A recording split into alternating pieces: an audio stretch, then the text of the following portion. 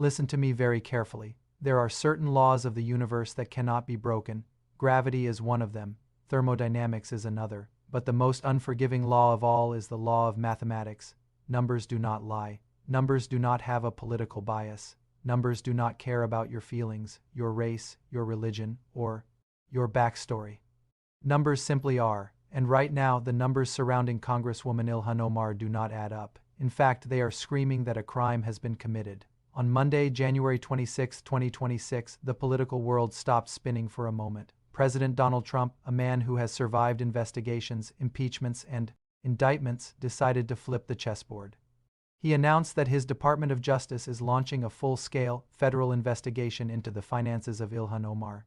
The media is calling it revenge. They are calling it retribution. They are calling it political warfare. But if you strip away the noise and look at the ledger, Trump is doing the one thing that nobody else in Washington has the guts to do. He is asking a simple mathematical question. How does a woman who makes $174,000 a year, who came to this country with nothing, suddenly find herself connected to a fortune that some estimates place at $30 million?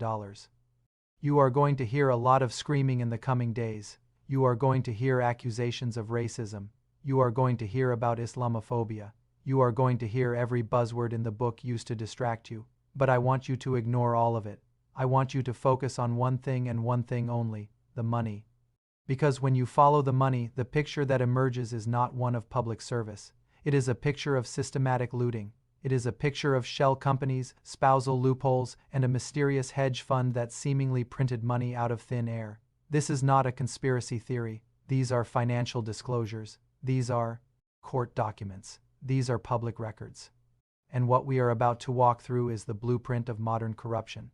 Let's start with the basics. The salary of a United States congressperson is public information. It is capped at $174,000 per year. Now, for most Americans, that is a fantastic salary. You can live a very good life on that, but you cannot build a $30 million empire on it. Even if Ilhan Omar served in Congress for 50 years, saved every penny, paid zero taxes, and never bought a cup of coffee, she would barely scratch $8 million. She has been in Congress since 2019. That is 7 years. 7 years of salary is roughly $1.2 million before taxes. After taxes and living expenses in two of the most expensive cities in the country, Washington, D.C. and Minneapolis, she should technically have very little liquid cash. And yet, the reports surfacing now, the reports that Donald Trump is citing in his Dodge referral, suggest a net worth explosion that defies economic reality. Trump knows this game better than anyone. He is a billionaire. He knows how money moves. He knows that wealth doesn't just materialize unless there is an event, an IPO, a massive inheritance, a winning lottery ticket. Ilhan Omar had none of these. So what was her event? Her event appears to be her marriage to Tim Mynett. And this is where the story shifts from a simple case of budgeting to a complex web of what Trump calls the spousal laundromat.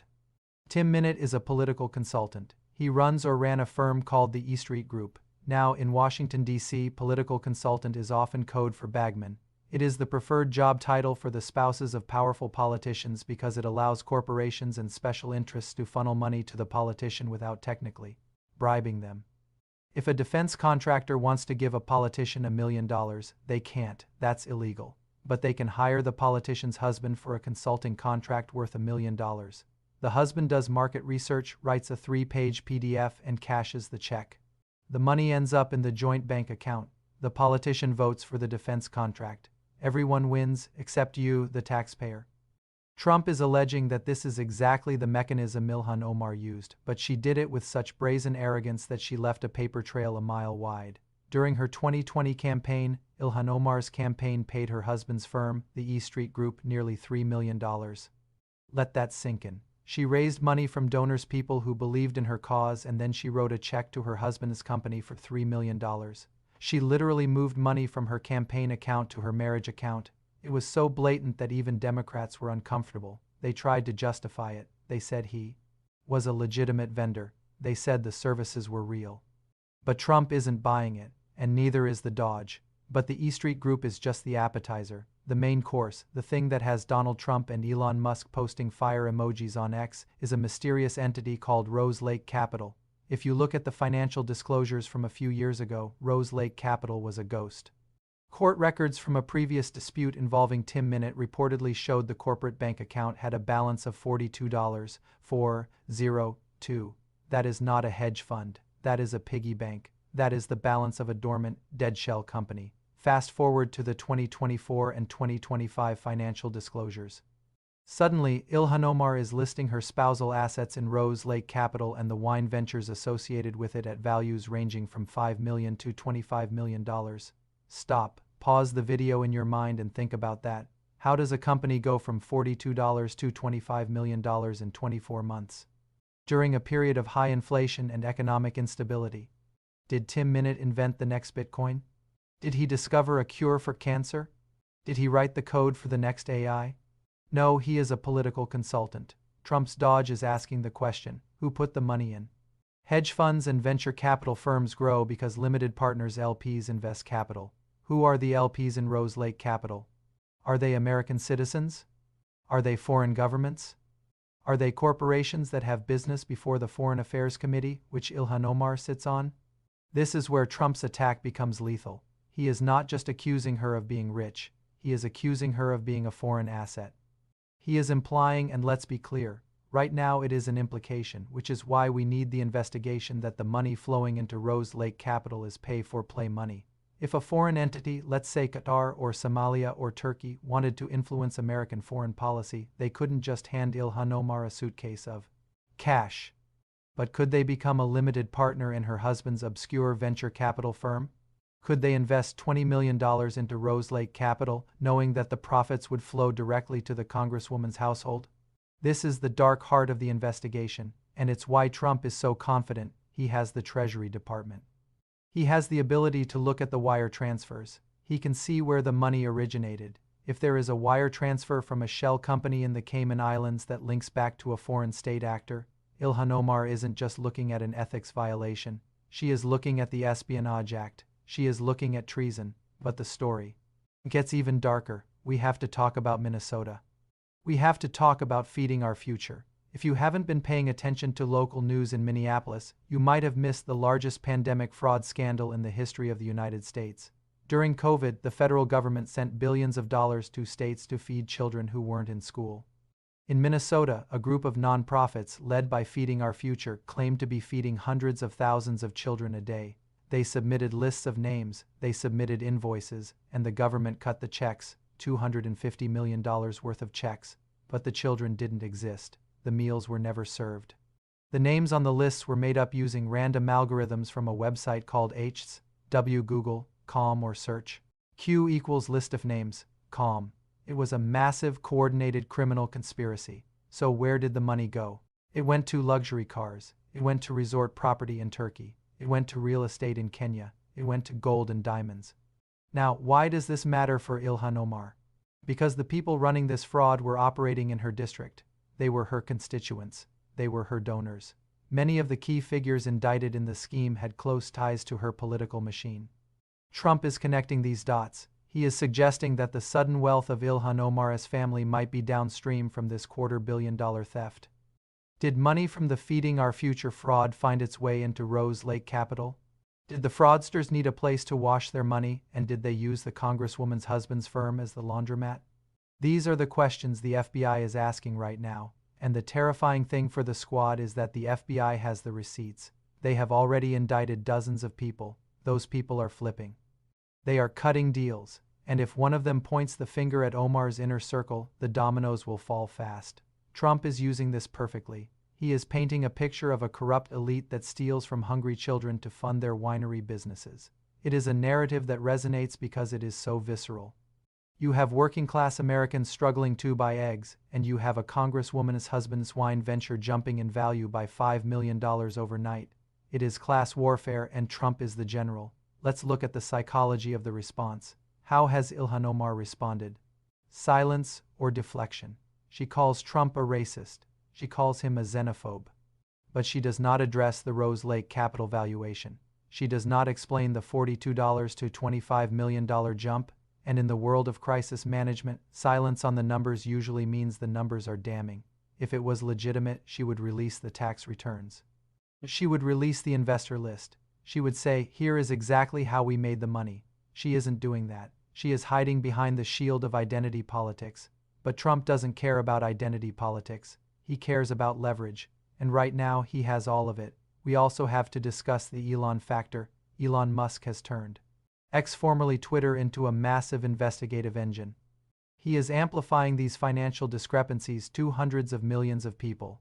When Elon tweets interesting on a thread exposing Omar's finances, the algorithm pushes it to the moon. The mainstream media, CNN, MSNBC, the New York Times, they want to bury this story. They want to talk about Trump's tone, but they can't, because Elon controls the distribution. The story is out. The toothpaste is out of the tube. This investigation is also a signal to the rest of Congress. Trump is sending a message. I know what you are doing. Ilhan Omar is the first target, but she won't be the last. There are Republicans and Democrats alike who are shaking in their boots right now because they all use the spousal loophole. They all have husbands and wives with consulting firms. They all beat the stock market by 20% every year. Trump is threatening to tear down the entire grift economy of Washington, D.C., and he is doing it by using their own rules against them. For 4 years, Democrats investigated Trump's businesses. They subpoenaed his CFO. They looked at every valuation of Mar-a-Lago. They set the precedent that a politician's private finances are fair game. Now Trump is saying, okay, let's play by your rules. Let's look at your valuations. Let's look at your shell companies. The hypocrisy is stunning. When Trump's net worth goes up, they call it fraud. When Ilhan Omar's net worth goes up 5,000% in 2 years on a government salary, they call it the American dream. It doesn't wash, and the American people are seeing through it. So what happens next? The Dodge investigation will likely move in 3 phases. Phase 1 is the audit. They will freeze the records of Rose Lake Capital. They will subpoena the bank records of Tim Mynett. They will look for the source of funds. Phase 2 is the leverage. They will find regulatory violations. There are always regulatory violations, and they will use them to pressure the LPs. The investors to talk. If foreign money is found, the State Department gets involved. Phase 3 is the indictment. If they find a direct line between the Minnesota fraud money or foreign influence money and the Omar household, charges will be filed. And let's be clear, an indictment of a sitting Congresswoman for financial fraud would be an earthquake. It would shatter the Democratic coalition. It would vindicate everything Trump has said about the swamp. But even if they don't find a smoking gun, the investigation itself is the punishment. The constant headlines, the legal fees, the reputational damage. Trump knows this. He lived it, and now he is serving it back cold. There is a lesson here for every single person watching. The system is designed to protect itself. The reason Ilhan Omar felt comfortable listing a $25 million asset on a public disclosure form is that she never thought anyone would actually check. She thought the media would cover for her. She thought her status as a progressive icon gave her immunity. She forgot that in the era of Trump and Musk, immunity doesn't exist anymore. We are watching the end of an era. The era where politicians could get rich quietly is over. We are entering the era of the great audit, and whether you like Trump or hate him, you have to admit that watching these corrupt officials panic is satisfying. You need to keep your eyes on Rose Lake Capital. That name is going to be in history books. It might go down as the slush fund that brought down the squad. This is why I tell you to follow the money. The rhetoric is cheap. The speeches are written by consultants. The tears are staged, but the wire transfers. The bank balances? The valuations. Those are real. Ilhan Omar has a $30 million problem. Donald Trump has the FBI, and the clock is ticking. If you think this is just the beginning, you are right. Trump has a list. Omar is just name number 1. Who is next? Pelosi. Schiff? The floodgates are opening. Stay tuned, stay vigilant. And never ever stop looking at the numbers. Because in a world of lies, mathematics is the only truth we have left. I will see you in the next video.